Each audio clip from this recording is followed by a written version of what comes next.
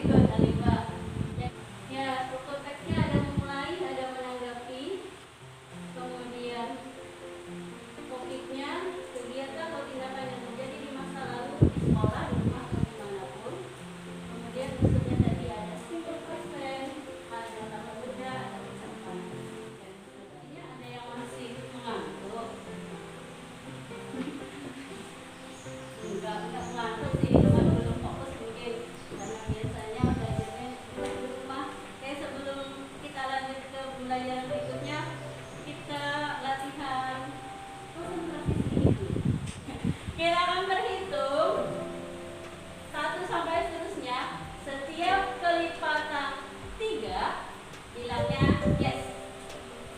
Are you ready? Ready. Mulai dari Nuraida.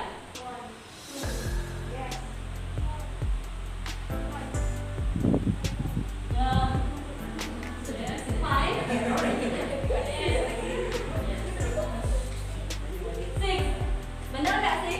Sama harusnya? Yes. Oke, kamu duluan boleh.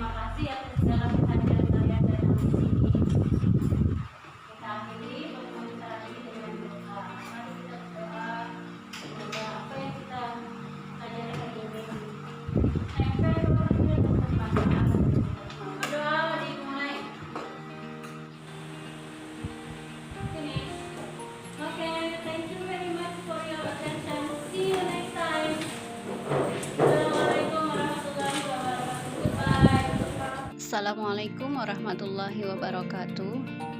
Kali ini saya akan menyampaikan refleksi terhadap praktek pembelajaran yang sudah saya lakukan dari tahap perencanaan sampai dengan tahap pelaksanaan.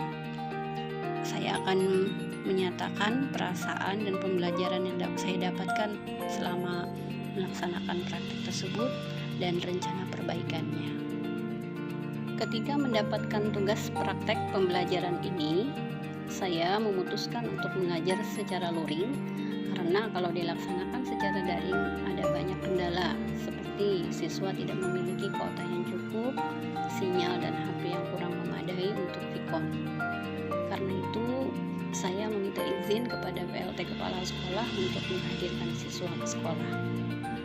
Awalnya saya sempat merasa ragu karena seperti kita ketahui sudah setahun lebih siswa tidak belajar secara langsung, sehingga saya khawatir interaksi belajar mereka kurang maksimal. Tapi saya kuatkan diri untuk mencoba. Saya mulai menyusun RPP dengan memasukkan unsur diferensiasi dan sosial emosional seperti yang kita dapatkan di modul 2.1 dan 2.2. Hal ini membuat saya antusias untuk menerapkannya dalam praktek pembelajaran langsung. Ketika diumumkan di kelas, siswa antusias sekali untuk datang. Saya hanya mengundang sekitar separuh dari siswa kelas 8A, sejumlah 16 orang siswa untuk datang ke sekolah mengingat protokol kesehatan yang masih harus kita patuhi. Pagi hari Selasa, tanggal 23 Maret 2021 seperti yang sudah direncanakan, ternyata hujan lebat. Hal itu membuat saya khawatir banyak siswa yang tidak bisa datang. Ternyata alhamdulillah mereka tetap datang walaupun hujan lebat. Pada saat pelaksanaan pembelajaran, awalnya siswa sedikit tegang karena ada kamera dan pendamping yang ikut mengobservasi. Tapi dengan adanya unsur KSE yang saya masukkan, yaitu ice breaking dan yel-yel, ternyata mampu membuat suasana menjadi lebih rileks. Alhamdulillah, semua tahapan yang saya rencanakan di RPP berjalan dengan baik. Pembelajaran yang saya peroleh dari kegiatan ini antara lain, yang pertama, proses kegiatan belajar mengajar adalah sebuah proses yang harus disiapkan oleh guru sebaik mungkin sehingga hasilnya menjadi lebih maksimal. Yang kedua, unsur diferensiasi dan keterampilan sosial emosional bisa membantu siswa menjadi lebih optimal dalam mengeluarkan minat dan bakatnya, mengeluarkan kemampuannya sehingga hasil belajar pun menjadi lebih maksimal. Demikian yang dapat saya peroleh antara lain dari kegiatan ini. Dari hasil pelaksanaan tersebut, ada beberapa hal yang ingin saya perbaiki di masa datang, yaitu yang pertama, kegiatan berdoa sebaiknya dipimpin oleh salah satu siswa. Yang kedua, alur belajar belum diuraikan secara rinci. Yang ketiga, kriteria penilaian seharusnya disebutkan sebelum pelaksanaan penilaian, baik itu penilaian pengetahuan maupun penilaian keterampilan. Yang keempat, penyampaian hasil tugas siswa yang pertama itu sebaiknya dilakukan oleh siswa sendiri, bukan langsung dilakukan oleh guru. Yang kelima, presentasi harus lebih sering dibiasakan sehingga siswa menjadi lebih percaya diri. Dan yang terakhir, penggunaan bahasa Inggris terlalu sedikit dalam interaksi dengan siswa. Seharusnya guru sebagai guru bahasa Inggris lebih banyak menggunakan kalimat-kalimat berbahasa Inggris terutama pada instruksi-instruksi dan penjelasan awal. Demikian refleksi diri yang bisa saya sampaikan, semoga bermanfaat. Terima kasih. Assalamualaikum warahmatullahi wabarakatuh.